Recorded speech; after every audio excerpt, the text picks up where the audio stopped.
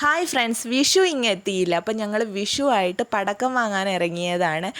നാട്ടിലില്ലെങ്കിൽ എന്താ, വിഷുവിന് പടക്കം പൊട്ടിക്കാണ്ടിരിക്കാൻ പറ്റുമോ? നമുക്ക് ആകെയുള്ള രണ്ട് ഫെസ്റ്റിവലേ വിഷുവും ഓണവും എന്ന് പറയുന്നത്.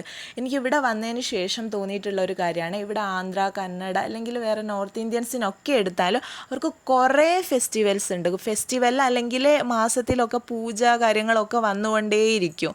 നമുക്കാണെങ്കിൽ ആകെയുള്ളത് ഒരു വിഷു ഓണമാണ്. ഞങ്ങളവിടെ ഇത് രണ്ടുമാണ് കേട്ടോ മെയിനായിട്ട് ആഘോഷിക്കുന്നത്.